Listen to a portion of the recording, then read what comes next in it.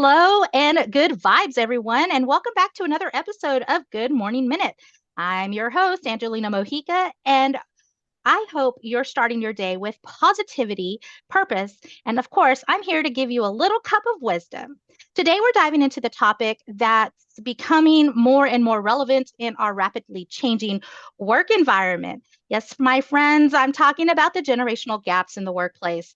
Have you ever noticed how differently people from different age groups approach work, communication, and collaboration?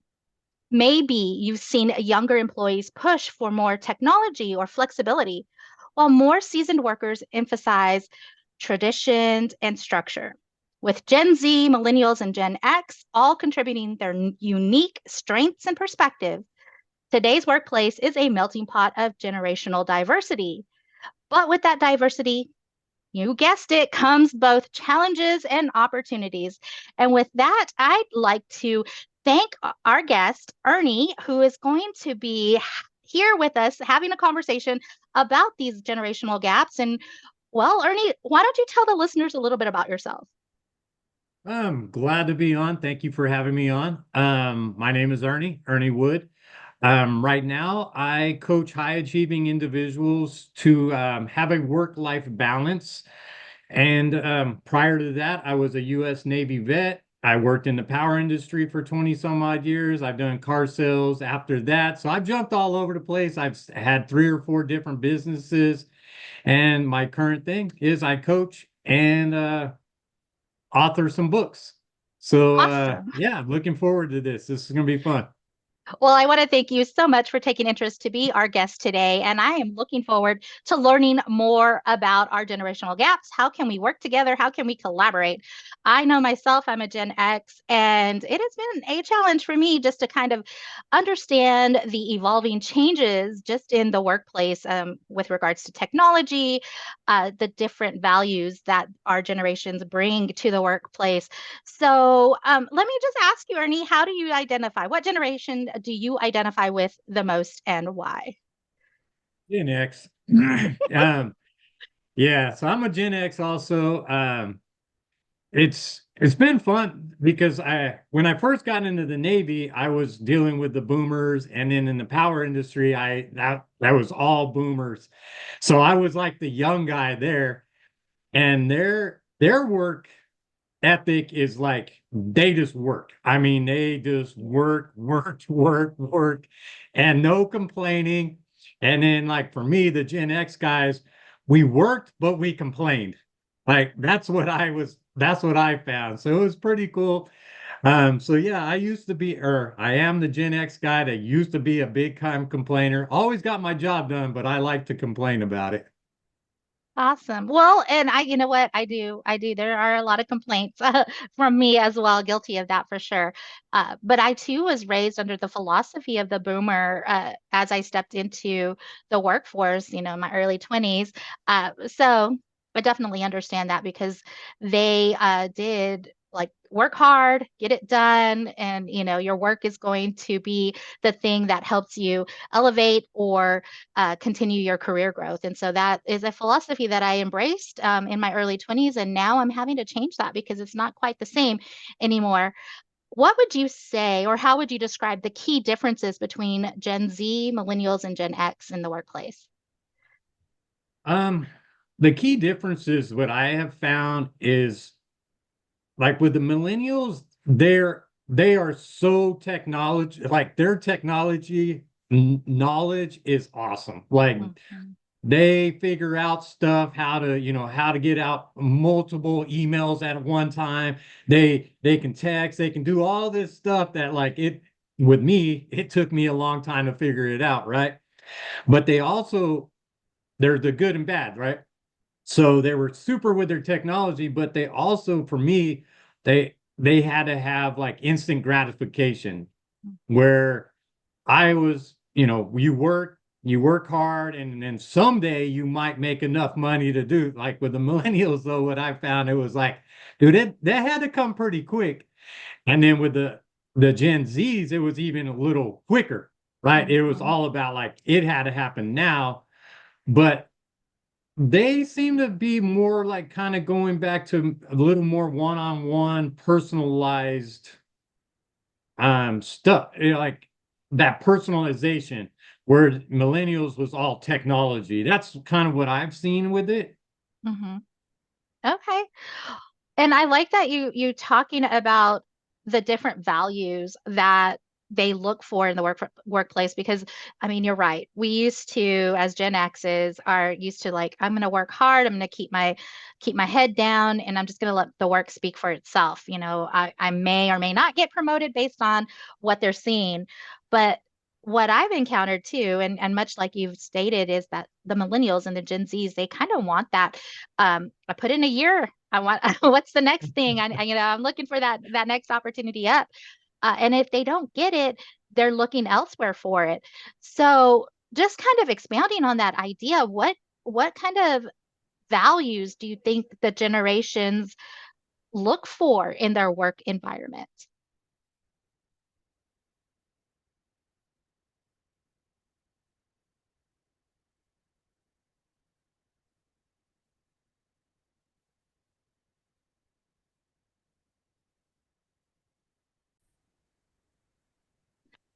That is such an interesting point of view. So let me ask you, Ernie, what kind of values do you think are most important to the generations as they are working in their workplace?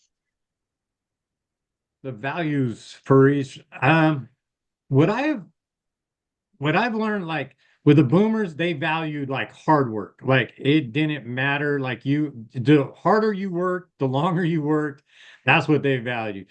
And then the millennial or Gen Z, me, it was more like you wanted to work at the same spot for, you still value that same hoping to work at the same company forever and possibly retire, right? But I think Mhm. a lot of us are starting to figure out that's not the way it's going to work. And then millennials, it seemed like they value more like just getting to that sweet spot a little quicker. And then Gen Z, I think, it's just they're so adaptable and it looks like they're just ready to move. Like if it's not working here, they can go there.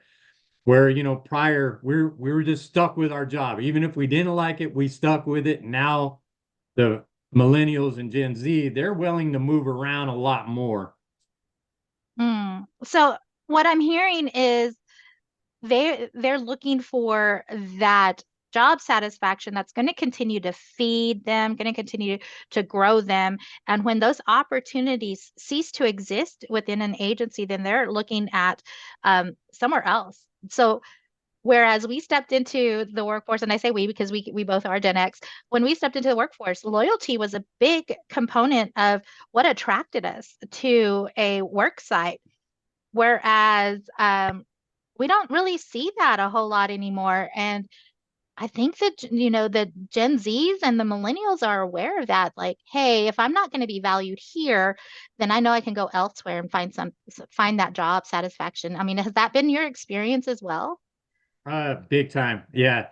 It's even when I moved to the working in the selling cars, uh, like the older guys stayed there, they did their thing, and the younger guys would come in and women would come in, and if they didn't have it figured out in the first couple of months, they were already looking for a different place to go.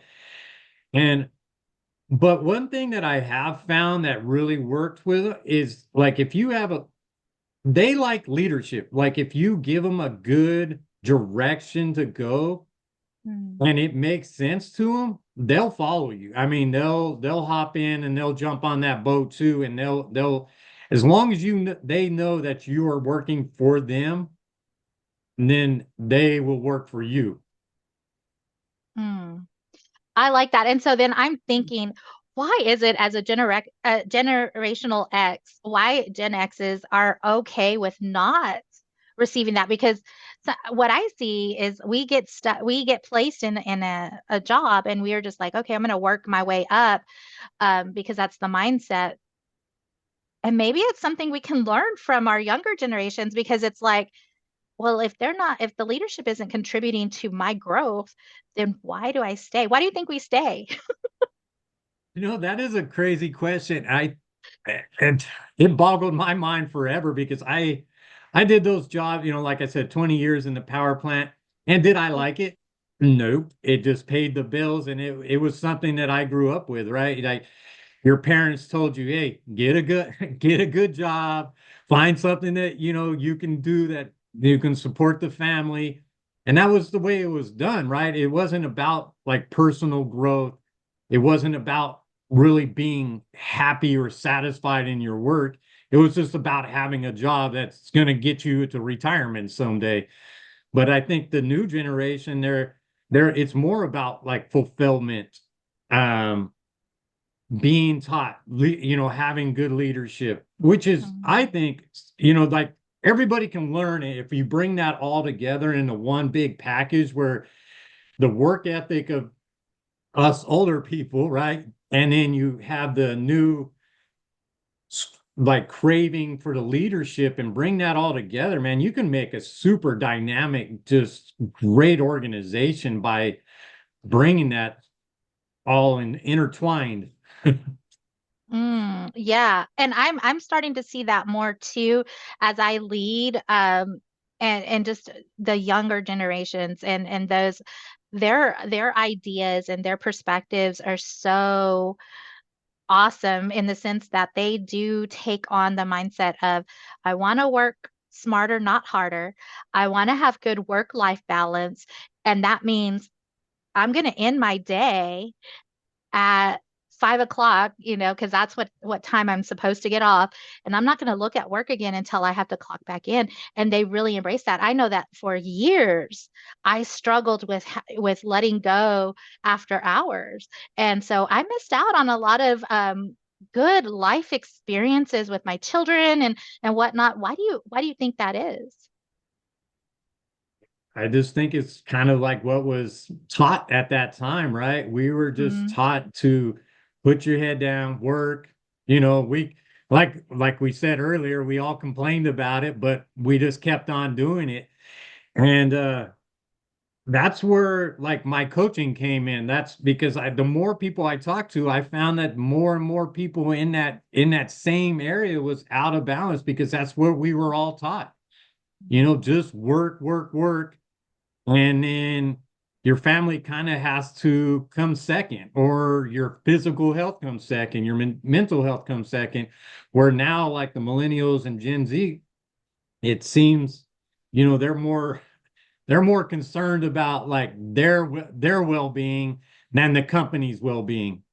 mhm. Yeah. And I agree with that because I see it you just in even in the team that I lead. Also, other things that they really like in regards to work preferences is flexibility. Now, that's something that was introduced to us when um, COVID hit, and it's something that the workforce has now embraced. And I'm talking about like remote working, teleworking, flexible hours. Do you think that is a big component of what attracts the younger generations to their workplace? I think, like COVID had some good stuff come out of it, and that flexible work schedule is one of those things.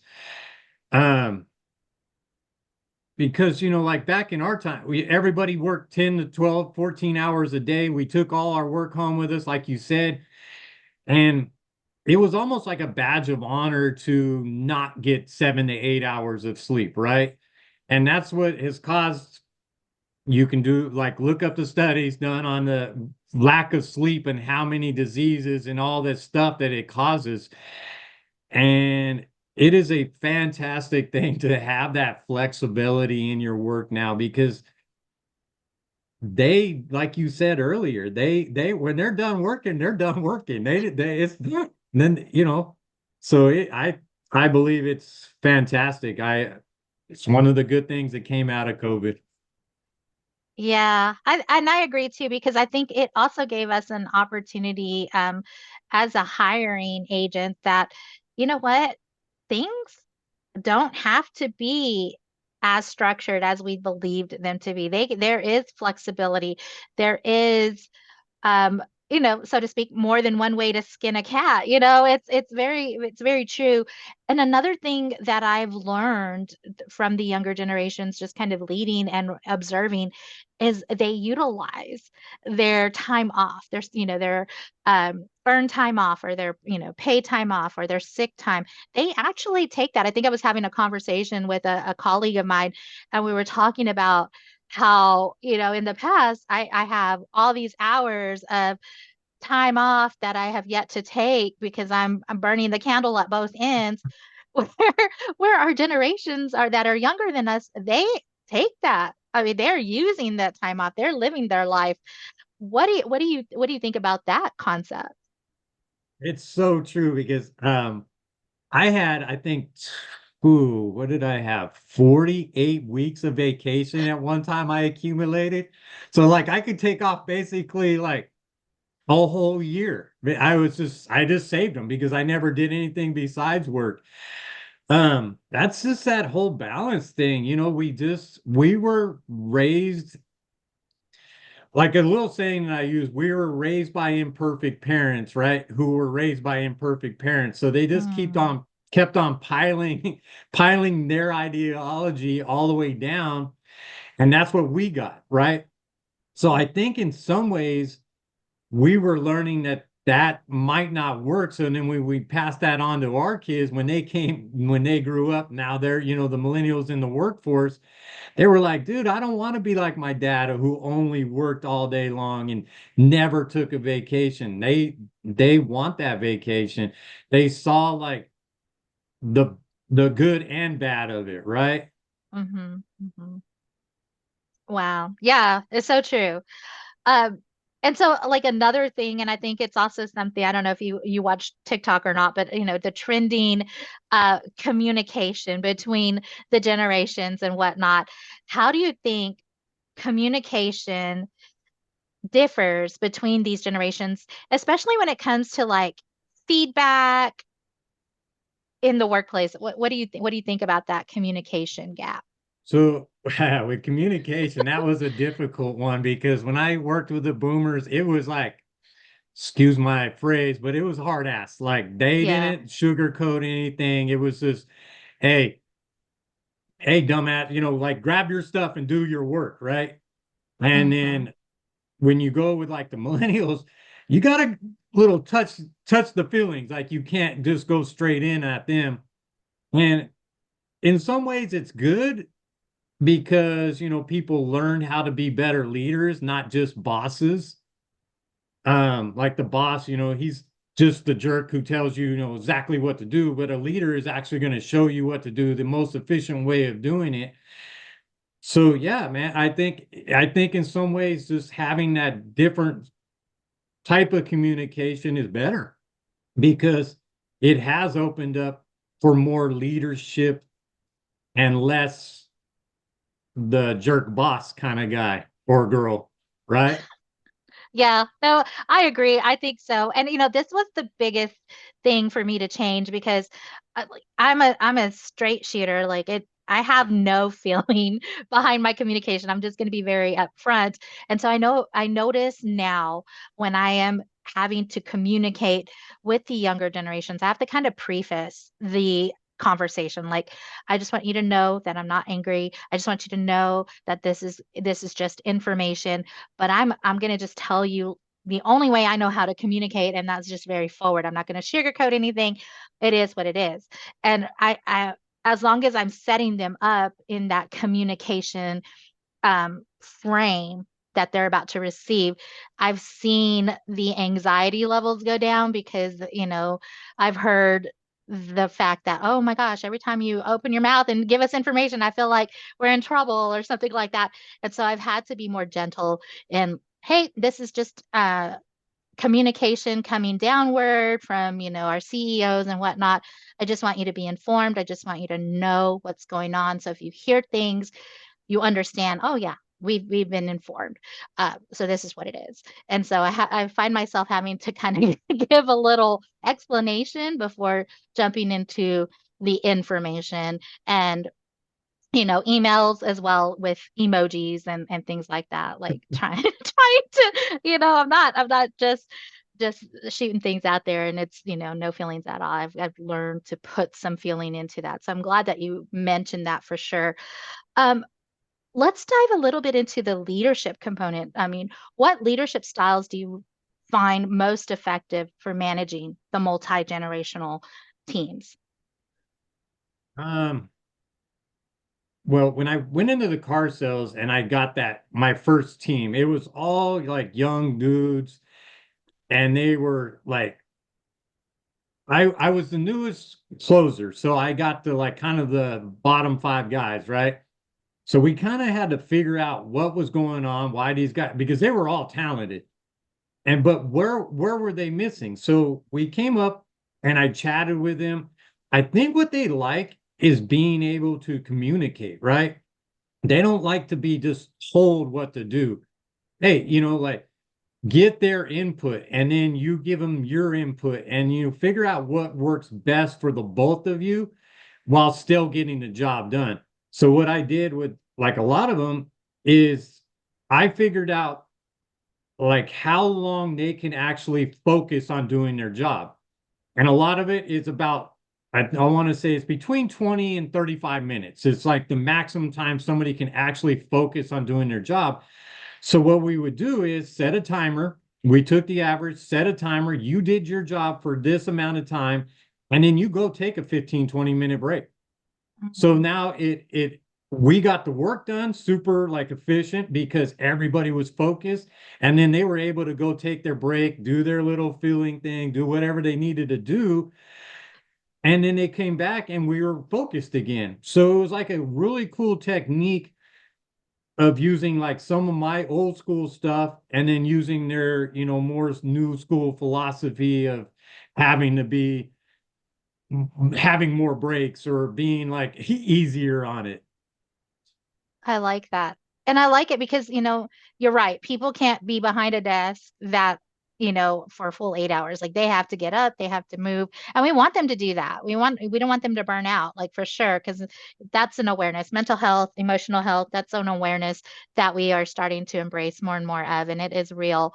Um, how hard was it for you as a leader to allow more of the team collaboration? Because what I've seen is they like to congregate and they like to all sit together at a table, each with their own laptops, and just do their work, but still socialize. Were you able to embrace that as well? Was that a challenge for you? Help me understand. Yeah, that was pretty fun. That is a very true statement because when I was like on the sales floor and I went to my own office, don't bug me. I'm not sitting in the group. I don't want to hear anybody else's crap, right? I just let me do my work. But Hmm. when I became the team lead, I noticed a lot of those guys, they like to, work in that same environment. So what we did was just make a compromise. If as long as you guys will do this and we get and we hit certain numbers, then I'm open. But if you guys aren't hitting the numbers, then we're going to have to adjust and we'll figure out what works better. So it's like it's about giving a goal, having a combined goal, and just putting everybody in the same boat. We all hopped in that same boat. We knew what direction we were headed, and as long as we kept going in that direction, yeah, every once in a while somebody could jump out and go take a swim, right? But it's just about having them head in that same direction and buying into the system that you are using. Yes, I love that. Another just a suggestion to headphones. If you're working in those groups, headphones, because you can still you can still be in your office with those headphones doing your thing, but still part of the group. I know that I've had to do that a couple of times because I'm very much I can relate to what you're saying. I just want to go to my office. I know what I need to do. I need to get it done, and I want to get it done before like 5 o'clock. So I get it. And so I've learned to put the headphones on and be present and make myself available, but still get my work done too. So with the concentration and focus that I need. So I love that you share that. What do you think? as far as conflicts, what have you experienced? What have you seen as far as specific areas where we're just not getting along? And what does that look like? And maybe how have you worked through it as a leader yourself? The conflict, the only ones I really ever had conflict with was the boomers, just because they were just so hard at, like they were just so hard, like center Hmm. minded. This is the way it's done. There's no other way it's done. It's just you work as hard as possible and you don't stop, right? That was them. And everything was super fast. And then but with the younger guys, I've just been able to like kind of adapt. I think it was more because maybe my age and wisdom is just, sometimes you get frustrated because they don't work, and I'm just gonna say it, they don't work as hard as we used to, right? Hmm. But they do figure out a way to still get the job done, and usually it takes them less time. And so you just have to be a little bit more open-minded to Yeah. there's like you said earlier, there's 100 way to skin a cat, man. It's just and so being open to being flexible, hey, maybe try it this way. And if this doesn't work, we try it this way and then see what works. So flexibility. Yeah. And I love that you bring that to the table because it's true. Um, the way I may have done it doesn't necessarily mean that's the only way. And I think for me too, the boomers, that's that philosophy. Get it, you have to get it done the way I want it, or we're gonna have a problem. Uh, but yes, so that has been my biggest growing pain too, is being able to sit back and go, okay, if as long as it gets done, I'm going to relinquish the control. You are a Right. talented and skilled person. You get the job done and you know the deadlines and just get it done. And that's been kind of hard because I know for me growing up, having that control and having the ability to just manage everything and give the structure. Because again, we're Gen X, we want structure, we want routine and all that stuff. To really let it go, I think for me has been the biggest growing pain. But I've seen such wonderful things from it too, for sure. So Ernie, let's talk a little bit about like the future outlook. How do you think the workplace will continue to evolve with Gen Z becoming a larger part of the workforce? That's a hard one. That is actually a hard one. In some way, I think we're gonna have to like they always talk about the pendulum, right? It swings so far this way, it swings so far that way, but it always kind of comes back. Hmm. I and in some ways, I think we've almost went too far with some of the feel good, have to, touch around everybody's feelings and the sweetness or whatever it's called, right?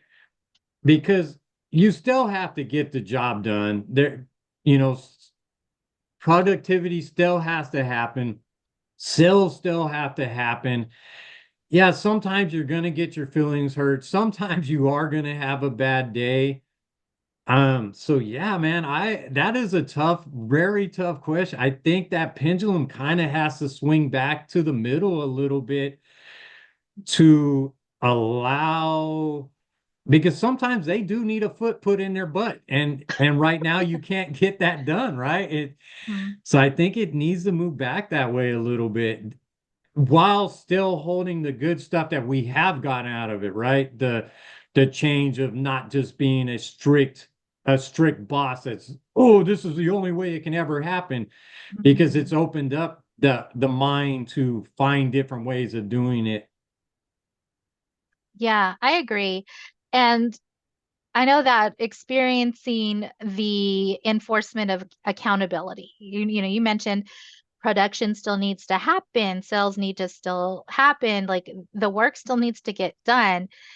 We can't be too relaxed and flexible and not hold you accountable. And I've seen some struggles in that area with accountability.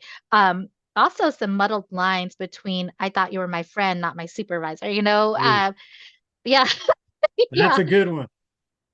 for sure. And I've seen those kind of conflicts happen, uh, especially in teaching your millennials and your Gen Zs and forming that succession plan, that next person.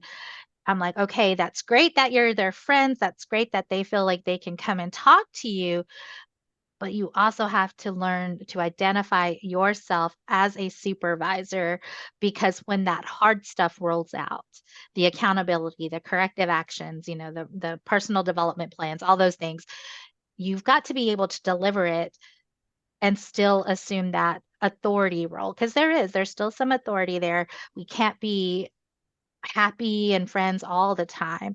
Um, but you still can care about your people as their leader, but there is definitely a defined line. I think one time I heard someone say it's lonely at the top, or leadership is so lonely. And it is so true. It's so true from time to time. But okay, so Ernie, what kind of wisdom can you give maybe a new supervisor or leader stepping into this role that is now having to engage and work with younger generations? What kind of wisdom can you bestow upon them? I would say read Simon Sinek, Leaders Eat Last. It's an absolute fantastic book. It'll give you it does open up that brain, right? And just be willing to be a little bit flexible. Um, Finding that balance in your life and theirs, and and earning the respect, not demanding it, right? You need to earn that respect, and you earn the respect by being able to communicate, being able to listen, being able to be hard when you need to be hard. Because some of them, when you get into them, they're like, okay, and now I know my point, right? So you have to be able, like you said just a minute ago, when not to be a friend and when to be a friend and when to, actually hold them accountable. So yeah, those are a few good things. Definitely that Simon Sinek book is awesome. One of Mm. my favorite. It is a good read because I have read it too. I love it. All right, Ernie. Oh, if I have someone that's out there listening and going, man, I really like what you had to say, how can they get a hold of you outside of this podcast? I do have a website. It's ernestwood.com, and or you can email me at ernie@ernestwood.com. Also, I have a book on there. You can download it for free. Schedule a coaching call on there. Have another book coming out soon, but also I'm on Amazon. My name of my book is, I'm gonna say it, Asshole to Awesome. It's a journey to joy and happiness, and it has some pretty good techniques of how to have a little better life and not be that jerk. Awesome. Well, thank you so much, Ernie, for your time and your knowledge. I know that I've grown in perspective and insight for sure after our conversation. All right, everyone. Well, that is a wrap. I'm Angelina Mojica, your life coach, sending you much love, much peace, many blessings.